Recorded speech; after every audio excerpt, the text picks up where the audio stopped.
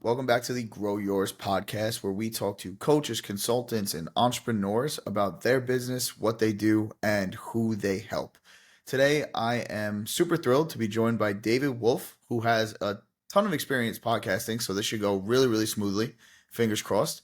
And he's also the founder of Audivita, and they're a company that's helped thousands of business leaders, thought leaders to get their word out through podcasts, audiobooks. I don't want to tell you too much. I'm going to let David take it away. David, welcome to the show. Hey, welcome, Giuseppe. I mean, welcome. Thank you for welcoming me.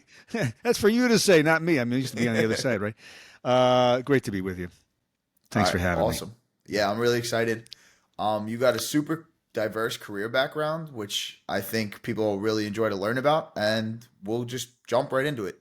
So I know you started off as a composer, and now you're a podcast company CEO. Podcast companies, Yeah, maybe yeah. putting you guys in too much of a bucket, but Yeah, it's a crazy. Yeah, the words. Yeah. So I defy labeling, Giuseppe. I guess. Actually, I started as a human and then a drummer.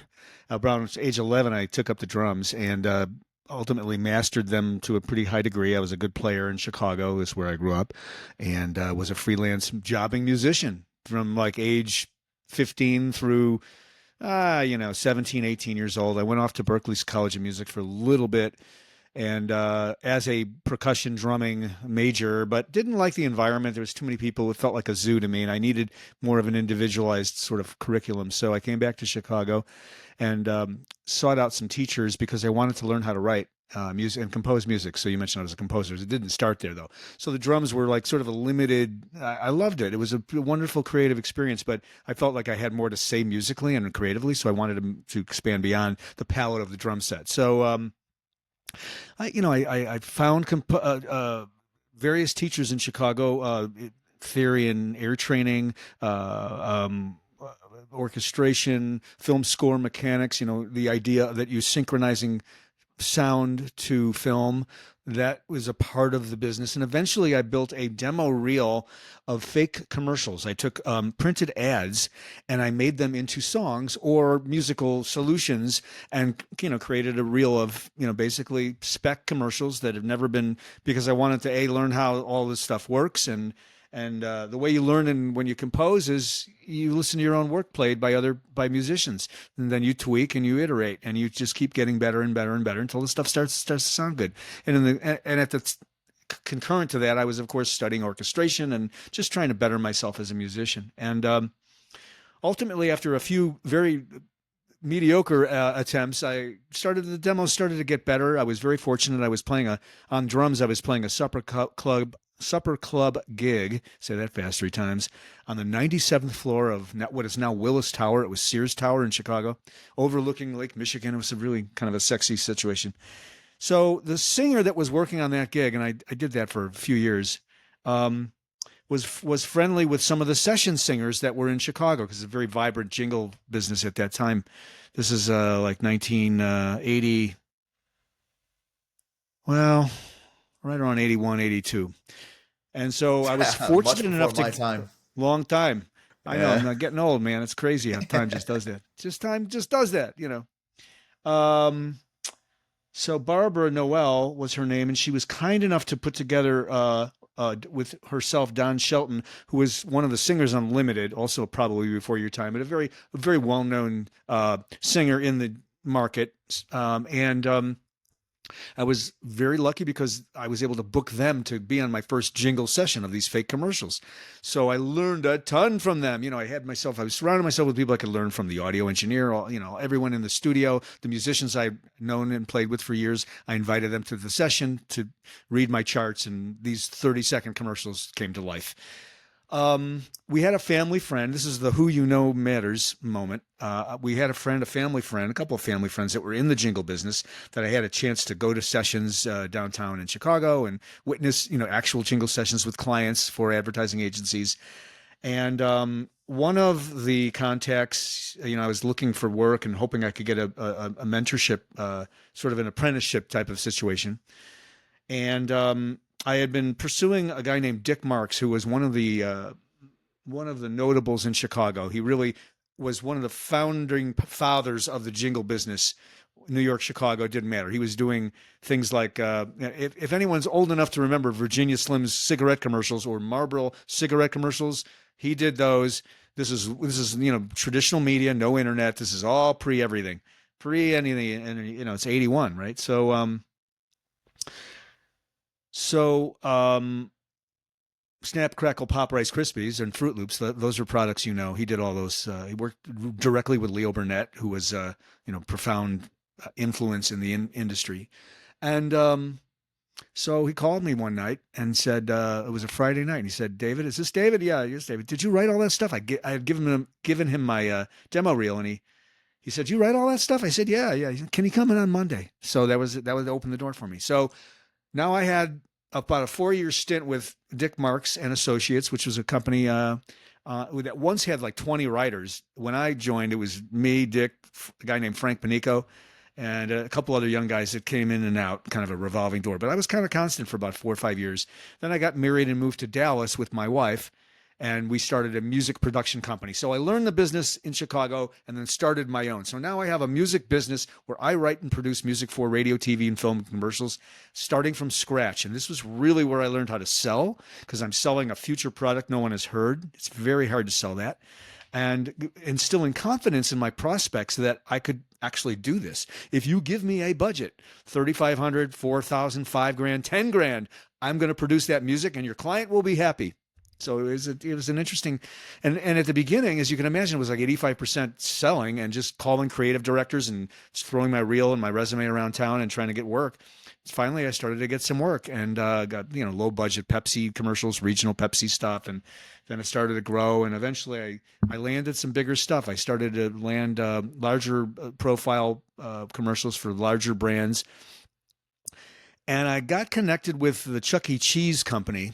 And that became my first kind of ballast for the business.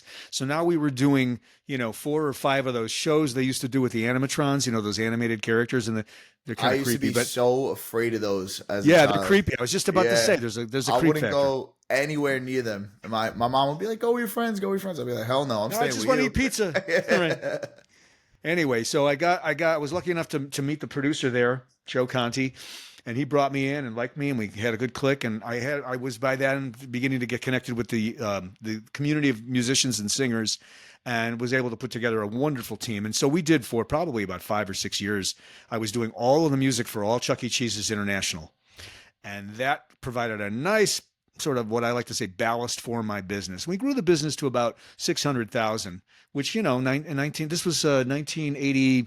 That's a 1992, 93 kind of number. That's about where we peaked out. It was just me writing and a bunch of freelancers coming in and out. It was all 1099. We had, I think we had one employee, W-2, that ran the office, and my wife was doing all the PR and a lot of the marketing. At that point, I was just doing sessions. I wasn't even selling anymore. It was just momentum took in. But that was a business that was all about me writing a piece of music. I liken it to a doctor's practice. If they're not performing, there's no revenue. And so I developed a taste for business because I wanted to create something that was scalable and that was beyond me having to be there. And I think in many ways what Audivita is an answer to that, solving for that. It's a natural thing for a lot of founders. They create businesses that are scalable. But for me, because I started as kind of a solopreneur creative guy, pure creative, writing music, I knew nothing about business, and nothing about finance. So over the next 20 years or so, I started to get interested. I invested in real estate. I started to learn about money. I just didn't have any of that foundation from my parents. My parents were working class people that particularly my mom really didn't have and doesn't have an understanding of how money works. And my father worked in jobs that he hated. He really didn't like anything he did until he became a Mr. Donut franchisee. And so that was my exposure to life as an adult in the world. And I think at some point I became a reaction formation watching him not like what he did. I was not going to go through life not liking what I did. I just had to do things I love to do. So started with music and then on from there. So likewise with the business thing, I just really immersed myself, and I still do this. I listen to podcasts like Founders and Acquired, and I'm constantly basking myself in entrepreneurial and founder stories and biographies because I'm so fascinated with it, and it helps keep me motivated and excited about what I do every day. So anyway, I may have jumped ahead a little bit, but I think very much today in the business I've created with the team is about me creating the context for others to do great work, not so necessarily just for me to write music, which is a much more selfish act, I will say. So So tell me, how did your background in music actually shape the way that you did business? Because usually I love that. music's, Yeah, yeah, go ahead. people who are into music have very creative minds. And as an entrepreneur, you need to be creative at some capacity. So, what would you say as part of your music creative side of the brain? I believe that's the right side of the brain, right? The creative I side think it's yeah. I affected think it the, tends to be less linear. Yeah, yeah, right. and then affected that left side of your brain, the logic, the business side. Well, what a profoundly cool question. And no one has ever asked me that way. This is the analogy to the wiring of a musician. So understanding that I played mostly jazz, which is an in real time improvised conversation between a small group of musicians playing to a form, but improvising within the framework of that form. So, in many ways, I agree with you. The premise of your question is perfect because I'm sure, and there's no way it cannot have affected the way I process information, the way I think, certainly the way I sell. It turns out, and it's the founder's dilemma. Many founders are very good at selling the products they are and services they're passionate about, and ultimately become very hard to replace in their business. So that's been a struggle, and we can unpack that later. But I'm able to adapt very, very quickly to changing realities and inputs, and so I think above all, that's probably um, I can adapt and flex my personality to situations as they come up. We're dealing with a whole spectrum of clients, both on the podcast and audiobook side, and frankly, in the advertising and the music business too. I mean, there's all kinds of personalities. Authors are often, they can be very passionate about their own work, which they should be, but it comes with quirks and it comes with nuance. And so we have to be able to adapt to those things. So the selling, the clients themselves, and those interactions absolutely benefit from my ability to flex what extent I've got neuroplasticity at age 65. But at the creative side too, I think that there's two sides. There's a dark side to your question. So I'm really flexible. I'm able to create, but founders that like me that constantly need something to be pursuing and new, um, it renders me not as good an operator. So consequently, the team I built around me are mostly operators, not big thinkers and dreamers, because that's really my natural place. I can go there. I can go linear because, composing music, I had to think about math. I have to look at financials. That's my responsibility in our current business as we continue to grow and obsess on cost controls and other things as you're growing. And I enjoy that work because it's not left brain. It's not right brain. It's left, and it sort of relieves me from this matrix of what's next. Where can I take the business? What's the new product we can look at? What opportunity am I not seeing? And we're in a really fast growing market, particularly on the podcast and content generation side. The business has just been growing really, really fast. It's a $20 billion business that's supposed to be a $50 billion business by 2030 on both sides, podcasts and audiobooks. Just call it content. So the whole thing's moving really fast. We've got AI coming in there. We've got new technologies like the one we're using now to record. And so where are the opportunities, and at what point does what we do become irrelevant because we're being disintermediated by technology or just ways of streamlining things. So adaptability and the musical mind has been very helpful, but it necessitated that I surround myself with people that are more operating in the moment and getting shit done right now, as opposed to thinking, 6 steps ahead. So Hope that answers the question. No, it does perfectly actually. So we've been dancing around what Audivita does a little bit, so let's get the listeners to have a better understanding of Yeah. exactly what you guys do and for who you do it for. hmm We produce audiobooks and podcasts, and we facilitate the monetization and distribution of those assets for companies, for authors, for speakers, for consultants. So the way let's take the audiobook side. The audiobook side of our business is just by nature an easier sell, an easier product to define. It has four corners. You know, it's a book, it's a manuscript, and we're going to record it one of three ways. We're either going to have the author read it, which is typically nonfiction, about 75% of our volume, and the other 25% is fictional works, novels, where we cast an actor and we go through a deep dive with the client, with the author or the publisher, and we cast 10. We come back with like 5 auditions, 10 auditions, and we help them. We co-select the talent with the author or the publisher, and then we go into production. We do all the editing, the post-production, and then we help them get it up for sale on Audible, Amazon, and Apple, and or 40 or so other places you can be in today's market with an audiobook. Places like Spotify and Chirp and Kobo, and there's a whole long list of little apps that are nichier, that distribute to niche audiences like university libraries and public libraries and those sorts of things, and beyond. So that's the audiobook side. The third way we do audiobooks is we use AI, voice gen. It's a small corner of our market, but we do have one publishing company that we work for that's all they do with us. So what we'll do in most cases, we will spend about an hour with the author and have them read a small part of the book, and we'll clone that author's voice, and then we'll go into production and produce the entirety of the book using voice generation. And shout out to 11 Labs. They turned out to be one of the best. Well, there have been other companies we've used along the way as we were learning how to do this, and we found that well, some of them have come and gone, unfortunately. But 11 Labs is very well funded. They're solid, and it's a good model. It's not perfect, and AI still there's a lot of room for improvement in terms of the ability for AI to interpret words with feeling and voice them with the emotional content is not connectivity. If you're listening carefully, you can tell if it's AI in most cases, not all.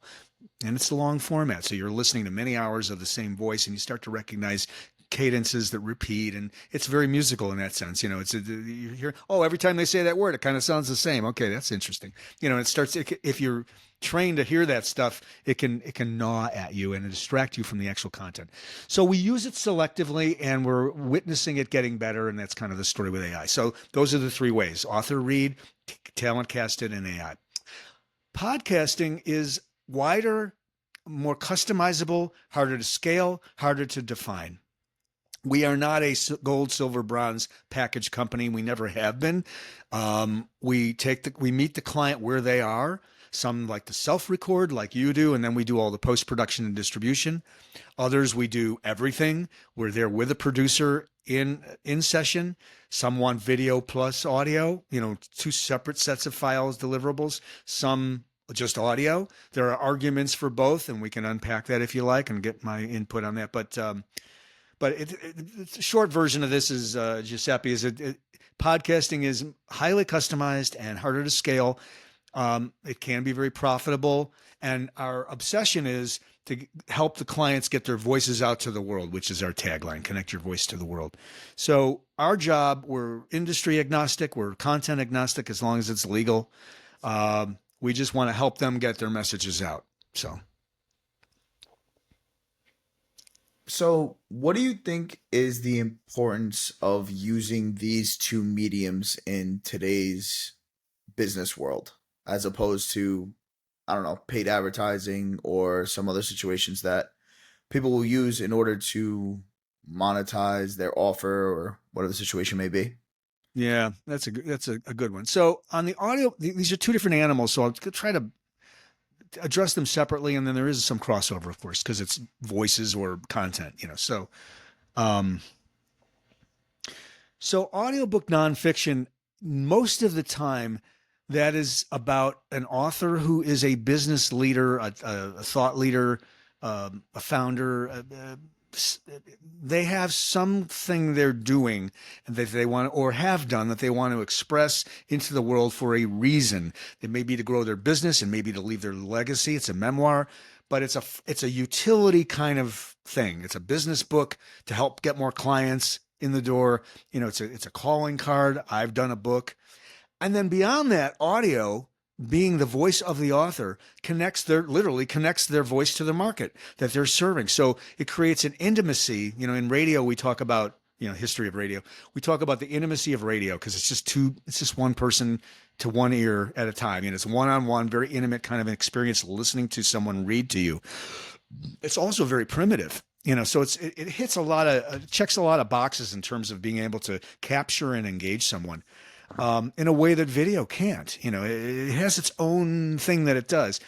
But so for the non-fiction author, it helps them connect their voice, their brand to their market in a very unique and intimate way. And I think in some ways it crosses over to podcast audio where, like you and I are having a conversation, someone's eavesdropping, one person at a time is listening. It's not a room full of people. Again, there's an intimacy about the way you're interacting, and people feel like they're a fly on the wall, just really being with you. And I think that opens up a lot of opportunities for engagement. As far as the monetization question goes, so I like to say that let's take podcasting. The first line of offense, or the first way you monetize a podcast, is what I like to call the audience of one, where you're literally, let's say it's an interview show, you're literally inviting people on your show that you would like to engage with and possibly do business with. So you create an intimate environment with them in the room. And I've been saying this for years. Somebody came up to me once and used that phrase, audience of one, and I've always loved it. And now I use it when I talk about what we do and talk about the business and the industry. I do think that with podcasting, there have been some evolving models that are sort of interesting, where you have podcasters doing live events where they record live in front of an audience, like a studio audience. It's almost like you're going back to live radio. It's so interesting the way these things cycle in and out of humanity, media, the way we do it. I mean, literally, you used to have studios full of people with microphones in front of them reading plays or doing, whatever they do, comedy, and or having an orchestra play in a live studio, streaming live. Basically, they were just going through, it was radio waves instead of the internet. But I mean, this is, it's old, it's new, right? So that's a really fascinating thing. And I think that, like the guys that do Acquire, Ben and David, they're doing huge events. They have a huge audience now, and they go out and they do these large events where they have very high profile guests. Mark Zuckerberg will sit with them on stage and talk. Now, not everybody's at that level, but even at a smaller level, I think there are podcasters that are starting to do sort of some sizable events in venues as part of the series they're doing to engage people on a more geographically specific local level. So that's sort of this model. Yeah.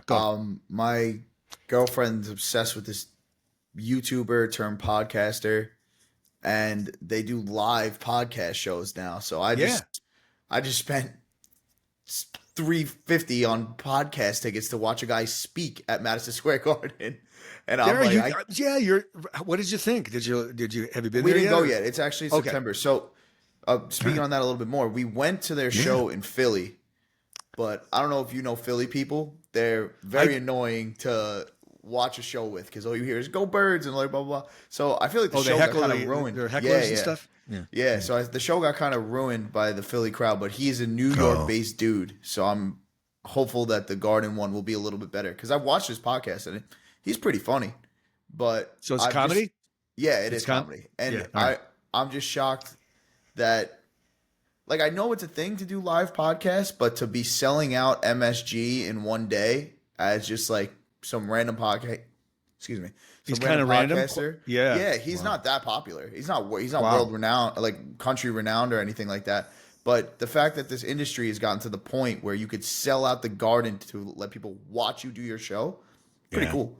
That's phenomenal. Very cool. And that's a great way to monetize content. I mean, talk about just how do you make money? You can sell products. You can be an affiliate and do it that way. You can have programmatic ads that come in if you've got enough of an audience to make that meaningful, or you can read live ads on your show. I mean, those are the ways, or you can insert spots that are produced by a client through an agency. So we facilitate those. We have one network, a small network that we do. It's in the financial services space, personal financial management.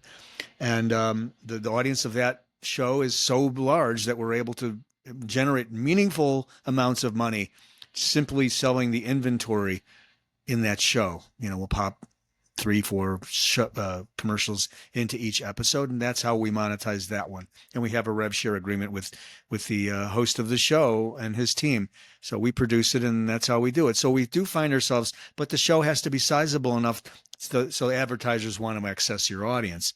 So so there's direct monetization, which is what the guy you just talked about does, where he sells out, Madison Square Garden, or Ben and David, what they do, they were in a huge venue. I think it was in Seattle.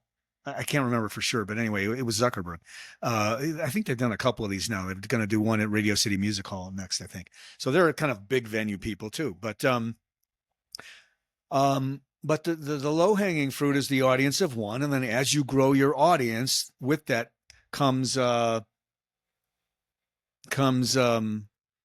ability to monetize further. So that's podcasting. And it is an investment. And I want to say that it's not for everybody, because you have to show up on a regular basis, as you well know, and generate content for your audience that's compelling and keeps them interested and does its thing to help grow. And you have to market your podcast constantly with social media clips and other things you do. By the way, it's leaf blower day here. Can you hear that? A little bit, yeah. Why don't we I'll close the window briefly. All right, go ahead. Take your time. Stand by one. Yeah. All right, windows closed. Let's continue. Yeah, sorry about that. Inevitably, it's the day I'm recording a podcast with you. Naturally. So Giuseppe, let's see, where do we want to go? So monetization, audiobooks, again, it's an easier conversation because it's a product that's defined at a price in the market. The trick is for authors to monetize their content. As a career author that writes novels, that's one animal. The other is the nonfiction author, which is most of our business. It's similar to podcasting in that it's really just a vehicle to market their business or their, whatever they do. So, anyway. So part of all business is storytelling, right? That is Right. involved in sales, that's involved in the marketing side. Everything Yeah. has a storytelling aspect. Yeah. Do you guys, when you're doing like the audiobooks in particular, you guys assist with the actual speech of the author to have that storytelling voice? Because some may be able to write it down, but others probably can't speak it, which is something I see in a lot of the business I'm in, because I'm an online business, Gen Z, whatever you want to call me. And I know a ton of people who are really good at being on the computer and making money without speaking to people. But then when they have to sell the thing that they have to speak about, they have no storytelling ability and it hinders them. So tell me a little bit about that, what it's like working with authors. I love the way you set that up. It's really, yeah. Everyone, so you talk about the spectrum of capacity that authors have to orate, their own stories, right? So taking the nonfiction, because with the fiction stuff, we hire we cast professional voice talent that does that. So we'll table that for the moment. We are dealing with a client who is they're the client, they're the author, and they're the talent. It's a very delicate balance, because what we don't want to do is get them thinking too much and too self-conscious about the way they sound. But at the same time, they have to connect in a very natural way, like you and I are here, even though they're reading from a manuscript. That is not everyone can do that, as you just pointed out. So we have to kind of meet the author where they are. And zooming out, when they first come to us and say, I have a nonfiction business book, I want to do it myself because I appear on podcasts and I'm in the media and I want people to hear and recognize my voice. I am my brand's connectivity to market, my voice brand. So it's our job to tease, if you like, or direct out of them the most compelling, connecting performance they can deliver. And it comes in all flavors and sizes. We have some people that can read fluidly for several pages, and it sounds so natural. You feel like you're talking to them. And our producers work with our authors. We can't be too heavy-handed, again, because if they start to overthink it, they're going to really trip over it. And it's different for everybody. So here's where that musician mindset really comes in for all our producers, because they've got to be able to adapt to what the capacity of the reader is, and it's not always so easy to do that. And there's all different kinds of capacity out there. So I don't know if that hits your question, but it happens in the recording process. But remembering that, particularly with audiobooks, unlike this situation, the spec to finish an audiobook is much more stringent than in podcasting. The comparison being that in audiobooks, there's a bunch of technical specs that we have to meet for the distribution networks that are out there. They require you to be, noise floors and room tone, and you can't clip the microphone, and it has to, there has to be a certain amount of room tone at the beginning and end of every file, and there's all kinds of stuff. But beyond that, we take a considerable amount of care in stitching together. You've got outtakes and retakes, and when you're in sessions, to stitch together a performance that sounds very cohesive and coherent from chapter to chapter and paragraph to paragraph. And that is it's like music editing almost. You've got the waveform of the voice and you've got the cadence, and we want it to arouse the listener and engage the listener. And if it's just a flat line situation, it's not gonna land. So part of our job is to the extent possible, deliver the best performance that author can deliver, even if there were outtakes and retakes and stuff going on during the session that will hit the cutting room floor. So we spoke a lot about what you guys do and how it impacts people, but the podcasting stuff is becoming a pretty saturated industry. You mentioned AI, but audiobooks, I truly don't know much about, so I can't really give you any background to that. But how have you managed to scale your business to the level that you're at? What marketing tactics have you used? How have you navigated through this competition? Let's dive into all of that. Yeah. When I first entered the market and I was working by myself, it was not saturated yet. In fact, nobody knew what a podcast was. There was a profoundly smaller group doing it, and with that, less money and less audience too. But so I have seen the market over this 6-7 year period. And actually, I've been at it for 12, 15 years. But the company Audivita was about 6-7 years ago. We founded it. So I've witnessed it going from this, very sort of quaint, industry into as you point out, not only is a lot of people producing it and providing the services like we do, but video has entered in, and now video is becoming quite dominant in a lot of ways, which has sort of changed the distribution ecosystem vis-a-vis YouTube and its power to discover there. So some of this is about sort of the distribution model. But you're asking about me scaling this business, our team scaling the business, more accurately put. And it's an ongoing challenge. As more production companies are out there, I see that production as a service is at risk of beginning to be commoditized. So even, I come from a broadcast background. So for me, the quality of the production, the editing, the intro, the outro, the music, the branding, the wrappers on everything was profoundly important in that world and in commercials and television production. But what's happening in podcasting, there still is that space, and we're doing it for the clients that want it, the positioning of being produced. But as you and I were talking before we started rolling today, a lot of podcasters just want to keep it real. And it's right for them to do that. They don't want a fancy intro with music. They just want to throw on the recorder and live stream and then capture it in the tail and do their thing. So why do they need us? Because we're, a team that engages, and we help plan the show, and there still is a market for us. But I think that the trend will be that as production and a younger generation comes up that is much more comfortable with the DIY model, that the need for handholding will become less and less. So in our plans, we are beginning to, how shall I say, horizontally expand how we think about the market. And what I mean by that is podcast guesting services it's a great strategy for thought leaders and business leaders that don't want to produce their own show. There are disadvantages. They're not driving the conversation, but the advantages is that they're getting out in front of established already, audiences that are targeted for them. And so it's a very efficient way to effectively, be in front of podcast listeners without having the burden of or the investment of producing your own show. So I'm very interested in that space as a business person. And we're looking at that. The I think there's an atomization of content too. In other words, long form versus short form. Now, I listen to podcasts that run an hour, 2 hour, 3 hours long. I do that.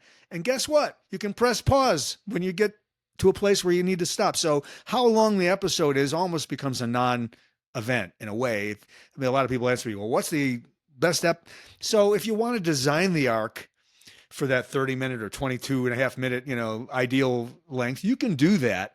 But the truth is you can go on naturally as long as you want, and the listener will decide if they need to pause and take a break. So there's that. But I think the trend is, and you know this too, the trend is towards shorter bits and bytes, I think, right? Are you seeing that too? Yeah, for sure. For the first time, I actually hired an editor to start taking, like, what I was doing before is I was using a lot of softwares like Opus Clip to just take Yeah. whatever long Yeah. form I have and Yeah. put it together, which Yep. it does like 80% of the work, I would say, Right. but Right. it's not optimized for engagement. The first 3 seconds got to be a hook, all different things like that. Right. So Right. I'm good with that on the marketing side, but I don't know how to do that on the creative side. So I actually just hired somebody to start doing that for me. He sent me the first video. I was like, wow, I sound professional in this. I was like, this looks good. Well, good. So It sounds like you found yourself a good editor. And yeah, that's what we yeah. do. We take the source footage, video or audio, and we edit. And Mhm. we make the host and guest look and sound as good as they can. And Mhm. that's our job, to package it. So how much of that we do over time may change, and how our team shows up producing podcasts may change. I mean, we've done everything from 3-camera live shoots, 4K on site, and then taking those and making it a podcast, to this, 2-up thing like you and I are doing today. We do it all. It's a whole spectrum of possibility. Monologue. We have a woman who does, it's great. Her show is called Understanding Today's Narcissist. She's Christine Hammond. She's reading articles that she's repurposing content and speaking to her audience, audio only, monologue. That's all she does. She has a huge audience. Really? So there's no, sometimes no rhyme or reason to what ignites an audience. It's funny Mhm. like that. Yeah, it is very niche or industry specific what your people like and how they want to hear it. But So you asked me about scaling. I'm not sure I actually got there, but kinda. we're But we're looking at what's the word? Expanding the problems we solve for our clients. Let's say it like that. And mhm, mostly I'm speaking to the podcast side of our business. The audiobook, again, it's its thing. We scale that business with relationships with publishers, hybrid publishers, publishing service providers, ghostwriters, editors, sometimes literary agents. That's mhm. how we scale. And then we get a lot of business from referrals from authors that have worked with us and enjoyed the process. So back to you. All right, yeah. I think that hits everything on the head. Um, I guess one last thing that I want you to leave everybody with your super creative background into entrepreneur, I appreciate that. how do you how do you suggest that business owners who may be listening to this take advantage of, I'm not sure how I want to word this. Take advantage of their raw skill and implement it into their business. What is the best way to do that? Do you mean any business? Any business, yeah. Well, I kind of like the idea that when you love what you do, really enjoy it, you do great work, extraordinary work. Um, Maybe that's the answer. Uh, I think that's what you're asking. Are you getting? I Is am. that I am. okay? Yeah. I mean, and this is my experience. Of course, I'm speaking from my own, heart about this. But again, I mentioned my father and his inability in his life to really find the fulfillment. And I heard this in David Senra's podcast when I can't remember the which episode it was, but he was talking about how the stories of our fathers shape their sons and what they do in their lives and businesses. Something I'm paraphrasing, but that really resonated with me. And it got me thinking about my own experience because a lot of times I just kind of went off on my own and I left my family behind and whatever the stuff was going on with the family and just went and did my own thing. But now at 65, I'm reflecting back and saying, yeah, you know what? I see how that was a template or a reverse template for what I felt I needed to go into the world and prove to myself and to the world, And so, and where did that drive come from? And it was sort of my own thing, So it caused me to reflect. Kudos to Senra. He really has this way of extrapolating the uh, the best of these books that he reads and reviews and people he has dinners with. Very inspiring stuff. I highly recommend that podcast. I don't know if you're familiar with it. I'll give it a shot. Founders. Yeah, it's good stuff. Um, but that's my sense of what I think you're getting to there. So, All right. Awesome. David, this has been a masterclass. I thoroughly enjoyed this one. There's some that I get on here and I'm like, this is super boring. oh, thanks for saying that, Shelby, man. You talk about storytelling. I didn't say this, but I thought the little thought bubble was in my head. If you're going to tell a story, it better be a good one. Oh yeah, for sure. And I'm always not always sure I told the best stories in the most coherent way. So I appreciate the kudos.